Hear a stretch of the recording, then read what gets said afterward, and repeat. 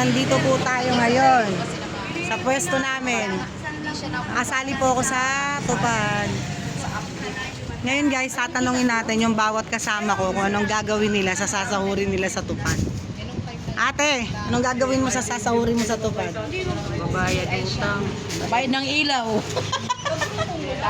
Ate, anong gagawin mo sa sahod mo sa Ay, kay tupad? pambayad sa utang sa ilaw.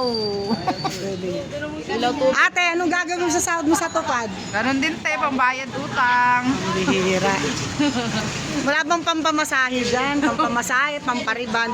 Ate, anong gagawin mo sahod mo sa tutupad? Pambayad sa utang. Pambihira, pambayad ulit sa utang.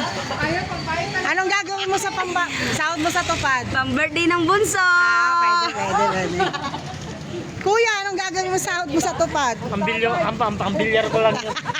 Ang taray ni Kuya, pambilyar lang. Ate, anong gagawin mo sa sahod mo sa tupad?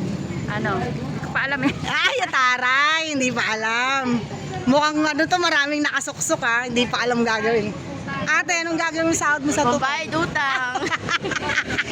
Anong gagawin mo sa sahod mo sa tupad? Bigay ko sa nanay ko. Ay, taray, ang bait na anak. Ayun guys, Magulang sa'yo. sa akin. Kamot lang. Ano? Pambayad sa bahay. Pambayad din sa utang ang po. Pambihira. Pambira. Wala man lang. Naman ano, pambayad sa Yung pamparibando, tingnan mo yung buhok ko. Kaya lang parang ano, nakakakonsensya.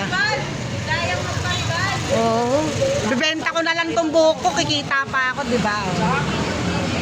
So, ayun nga, ayan ang mga ayan ang mga buhay nanay.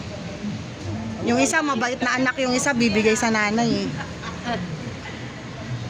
Ayun lang. Happy Tupad Days! Bye guys!